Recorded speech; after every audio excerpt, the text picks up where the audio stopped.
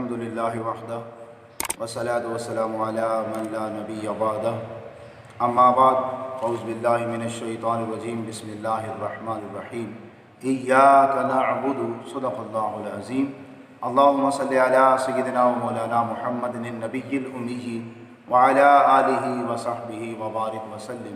اللہ عز و جل کی حمد و ثنا اور اللہ کے پیارے محبوب کریم رؤوف الرحیم صلی اللہ علیہ وآلہ وسلم کی بارگاہ میں ہدیہ درود و سلام پیش کرنے کے بعد معزز و محترم سامعین، حاضرین، ناظرین، اللہ کا لاکھ لاکھ شکر ہے جس نے ہمیں قرآن سمجھنے سیکھنے کا ایک موقع فراہم فرمایا ہے۔ آج سورہ فاتحہ کی آیت نمبر 4 کا آدھا حصہ آپ کے سامنے تلاوت کیا ہے، اسی کا ترجمہ اور تفسیر آپ کے سامنے پیش کروں گا۔ اللہ قرآن کریم میں ارشاد فرماتا ہے، سورہ فاتحہ آیت نمبر 4، ایاک نعبد، ہم صرف تیری ہی عبادت کرتے ہیں۔ تو اس آیت میں اللہ تعالیٰ نے اپنی عبادت کا مقام مرتبہ بیان کیا ہے، اور بندہ یہ اقرار کرتا ہے، پہلے اللہ کی حمد بیان کی، پھر اللہ کی ربوبیت کا اقرار کیا، رحمان اور رحیم ہونے کا اقرار کیا، پھر اللہ کے روز جزا کے مالک ہونے کا اقرار کرنے کے بعد اب ہم پھر اللہ تعالیٰ سے اپنی وابستگی کا اظہار کر رہے ہیں کہ اللہ، ہم تجھے خالق و مالک بھی مانتے ہیں، رب العالمین بھی مانتے ہیں، اور عبادت بھی صرف تیری ہی کرتے ہیں۔ تو ایاک نعبد، تیری ہی ہم عبادت کرتے ہیں۔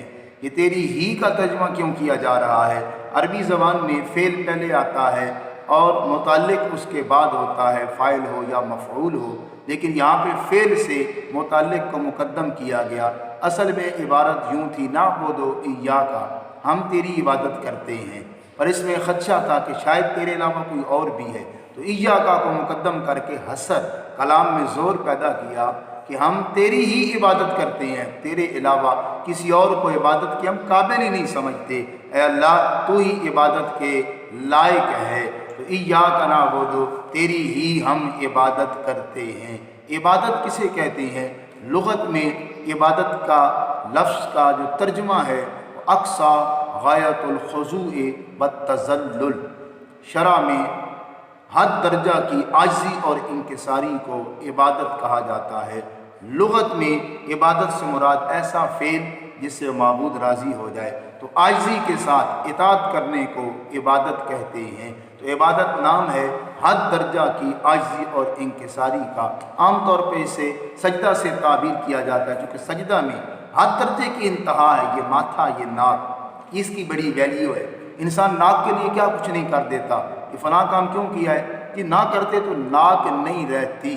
تو سجدے کو عبادت کی انتہا کہا گیا ہے کہ انسان ماتھا اور ناک یہ بھی زمین پہ اللہ کی بارگاہ میں ٹیک کے اپنی عاجزی اور رب ذوالجلال کے معبود ہونے کا اقرار کرتا ہے۔ تو حد درجہ کی عاجزی اور انکساری عبادت کہلائے گی۔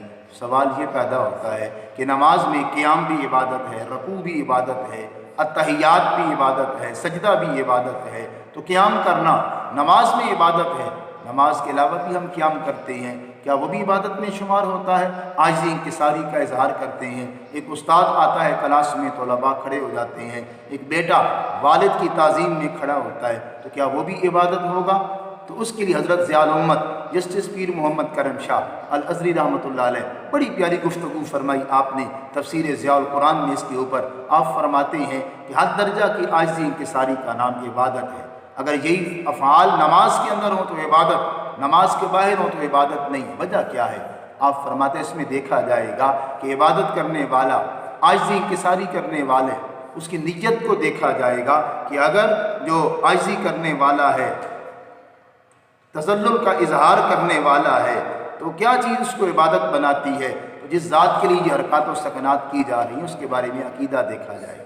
اگر اسے معبود سمجھ کے اس کے سامنے جھکا جا رہا ہے، قیام کیا جا رہا ہے، تعظیم کی جا رہی ہے، یہ چیز عبادت بن جائے گی۔ اگر اسے معبود نہیں سمجھا جا رہا، بندہ سمجھا جا رہا ہے، محتاج سمجھا جا رہا ہے، تو پھر یہ عبادت میں نہیں آئے گی، تعظیم میں آئے گی۔ لہٰذا عاجزی انکساری معبود سمجھ کے کی جائے کہ صرف اللہ کے لیے ہے، یہ عبادت ہے۔ اگر بندوں کی تعظیم کی جائے، محبت اور احترام کیا جائے تو وہ تعظیم میں آتا ہے، اور اس کا ثبوت ہمیں احادیث سے ملتا ہے۔ حضرت سعد رضی اللہ تعالیٰ عنہ آئے تو حضور نے فرمایا قوموا لسیدکم، اے صحابہ اپنے سردار کے لیے کھڑے ہو جاؤ۔ تو نبی کریم صلی اللہ علیہ وسلم نے حضرت سعد کی تعظیم کے لیے کھڑے ہونے کا حکم دیا۔ اس سے پتہ چلا تعظیماً کسی کے لیے کھڑا ہوا جائے تو یہ چیز عبادت میں شمار نہیں ہوگی، عبادت صرف اللہ کی، تعظیم اللہ کے بندوں کی، اللہ کے مقربین کی، لہذا عبادت اور تعظیم میں فرق کرنا ضروری ہے۔ لیکن ایک بات یاد رکھیں، قیام کرنا، کسی کے لیے احتراماً کھڑے ہو جانا یہ تو جائز ہے، لیکن سجدہ شریعت محمدی میں اللہ کے علاوہ کسی اور کو جائز نہیں ہے۔ پہلی شریعتوں میں سجدہ تعظیمی جائز تھا، جیسے حضرت آدم علیہ السلام کو فرشتوں نے سجدہ کیا، یوسف علیہ السلام کو ان کے بھائیوں نے سجدہ کیا، لیکن شریعت محمدی میں اللہ کے علاوہ کسی کو سجدہ کرنا جائز نہیں ہے۔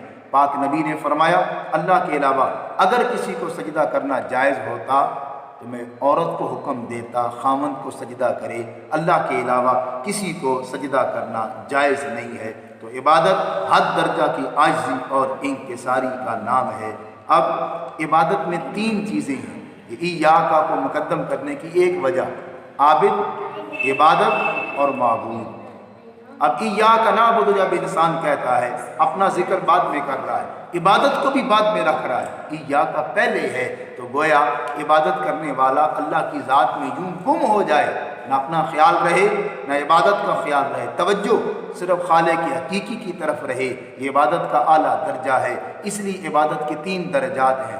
پہلا درجہ یہ ہے کہ ثواب کے لیے اللہ تعالیٰ کی عبادت کی جائے، دوسرا درجہ یہ ہے کہ ابدیت کے اظہار کے لیے اللہ تعالیٰ کی عبادت کی جائے، اور سب سے اعلیٰ درجہ یہ ہے اللہ کی اس لیے عبادت کی جائے کہ وہ عبادت کے لائق ہے، وہ عبادت کے قابل ہے، اس لیے اللہ تعالیٰ کی عبادت کرنا یہ عبادت کا اعلیٰ اور سب سے بڑا درجہ ہے۔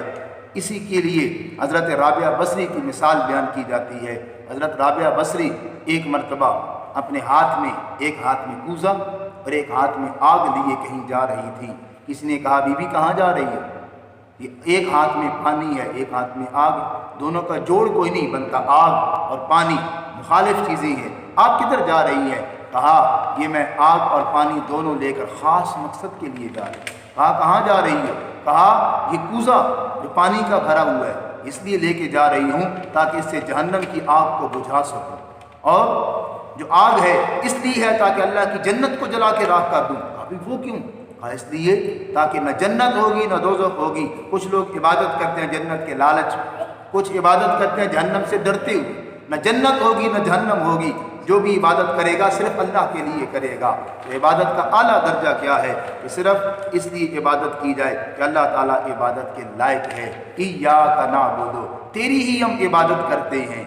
اب عبادت کرنے والا تو ایک ہے، تو صیغہ تو عابد ہونا چاہیے تھا کہ میں تیری عبادت کر رہا ہوں۔ یہ نعبدو کا صیغہ کیوں استعمال کیا گیا؟ تو مفسرین اس کا بڑا پیارا جواب دیتے ہیں، وجہ یہ ہے عبادت کرنے والا عبد ہے، انسان ہے، ہم ناقص ہیں، ہماری عبادات بھی ناقص ہیں۔ اگر عابدو ہوتا تکبر اور غرور کا شائبہ تھا کہ میں عبادت کر رہا ہوں، میں اللہ کو پسند نہیں ہے، تو نعبدو کہا ہم تیری عبادت کرتے ہیں، یعنی اپنی عبادت میں مقربین، اولیاء، انبیاء، ان کی عبادت کو شامل کر کے اللہ کی بارگاہ میں عرض کی جا رہی ہے مولا ہماری عبادت ناقص ہے، اس قابل نہیں کہ تیری بارگاہ میں پیش کر سکیں، ہم اپنی عبادت کو مقربین کی عبادت کے ساتھ ملا کے تیری بارگاہ میں پیش کر رہی ہیں، تاکہ جب مقربین تیرے اولیاء کی عبادت تیری بارگاہ میں قبول ہوگی تو ہم سب کی بھی عبادت قبول ہوگی۔ ایاک نعبد، ہم تیری ہی عبادت کرتے ہیں، کیوں؟